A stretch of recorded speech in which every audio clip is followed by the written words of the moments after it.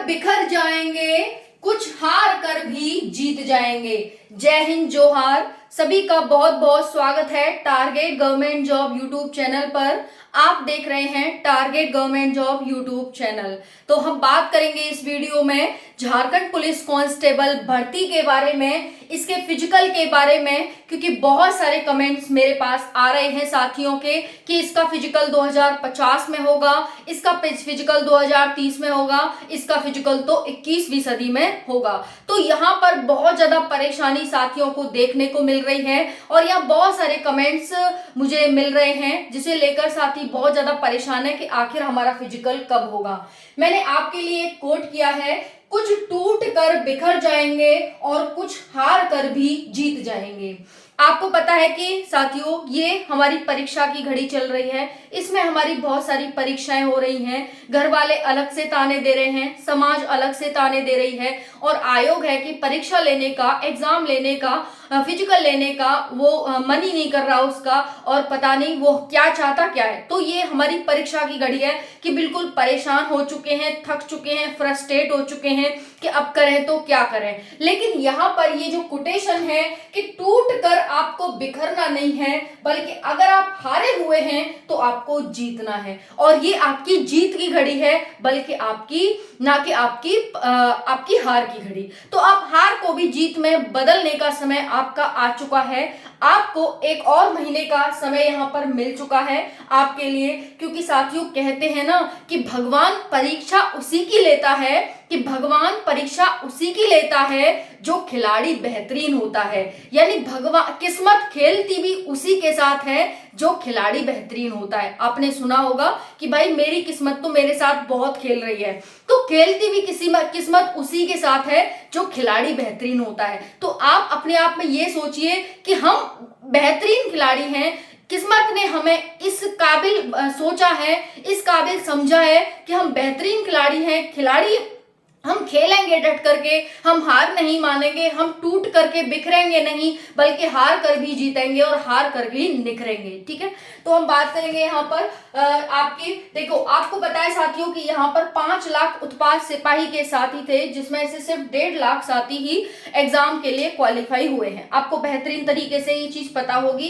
कि 5 लाख में से सिर्फ 1.5 लाख साथी ही यहाँ पर एग्जाम के लिए क्वालिफाई हुए हैं, यानी इतने साथी हैं वो एग्जाम देने वाले हैं। तो आपको इससे क्या समझ आया कि जो साथी थे वो बहुत ज्यादा एक्साइटेड थे कि भाई हम फिजिकल निकालेंगे। अब ऐसा तो है नहीं कि फिजिकल के लिए कोई मार्क्स क्राइटेरिया था कि नहीं भाई इतने मार्क्स वाले बच्चे लिए जाएंगे। करने वाले तो 5 लाख पूरे कर सकते थे ना एग्जाम फिजिकल को क्वालिफाई, लेकिन नहीं किया। क्या कारण है कि भाई आपकी एग्जाम डेट तो सडन आ गई थी और आपने क्या है सिर्फ ये है कि भाई एग्जाम डेट कब आएगी, एग्जाम डेट कब आएगी, एग्जाम डेट कब आएगी, इसी में लगे रहे और आपको क्या है यहाँ पर सिर्फ 1.5 लाख बच्चों ने ही फिजिकल क्वालिफाई किया।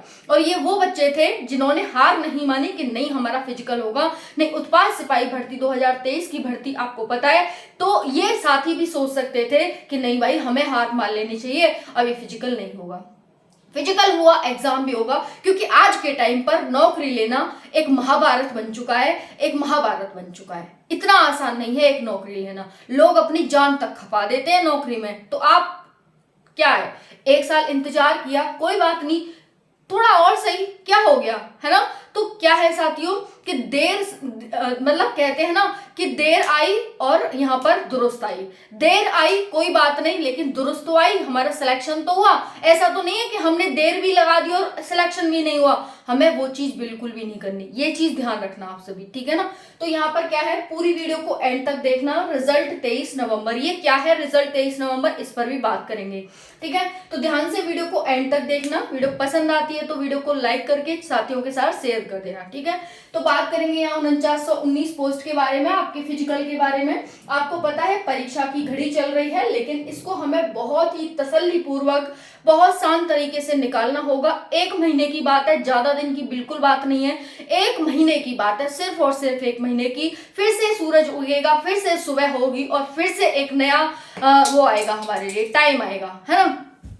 तो क्या है, फिर हमारा रिजल्ट आएगा। अभी परीक्षा चल रही है, फिर रिजल्ट आएगा, फिर रिजल्ट क्या आएगा, खुशियां आएंगी, अच्छा रिजल्ट आएगा, है ना।